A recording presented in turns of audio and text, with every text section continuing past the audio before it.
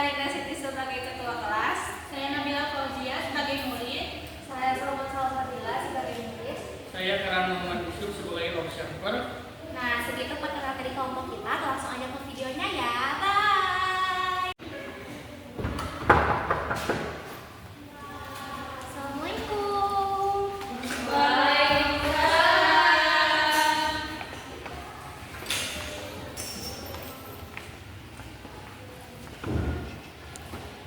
Anak-anak, gimana kabarnya hari ini? Alhamdulillah, luar biasa. Allahu Akbar. Alhamdulillah, baik sekali ya. Sebelum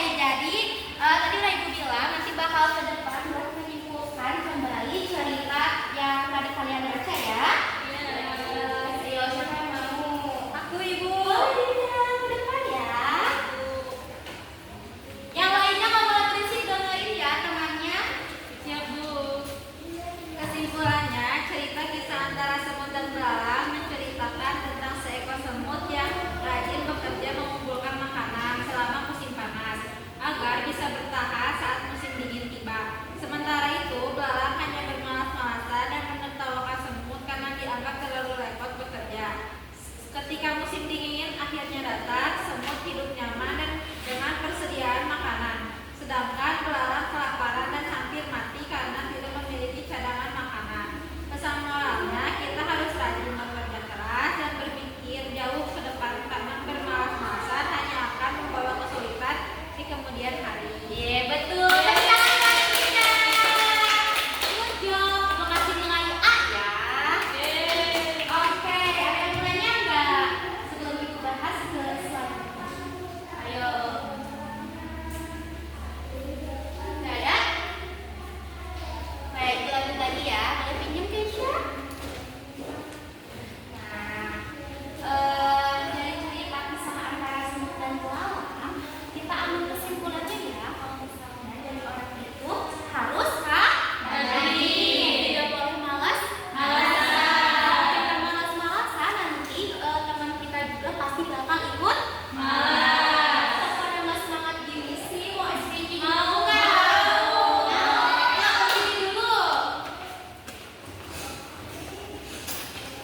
Kita tepuk semangatin dan. Oke, kita tepuk semangat dulu ya. Ibu contohnya nanti kalian ikutin ya. Tepuk semangat. Dang dang dang. Ding ding ding. Dung dung dung. Dang dang dang. Ding ding ding. Dung dung dung. Semangat ya. Oke, yuk bareng-bareng ya. Kita coba. Tepuk semangat. Dang dang dang. Ding ding ding. Dung dung dung. Dang dang dang, ding ding ding, dung dung dung. Semangat. Boleh diulangi ya. Oke, anak-anak gimana, udah pada semangat? Ya. Ibu kembali lagi ke soal yang tadi tentang kisah antara semut dan belalang. Betul. Nih, siapa yang itu masuk pertanyaan dulu ya, yang bisa boleh angkat tangan ya. Sebentar ya. Jika kalian menjadi semut, semut kan tidak mengenal cuaca hujan, cuaca panas. Walaupun ini juga semut sudah punya cadangan makanan karena dia sering bekerja. Ya, jadi gimana nih kalau jika kalian menjadi semut, perasaan kalian gimana sih? Apalagi semut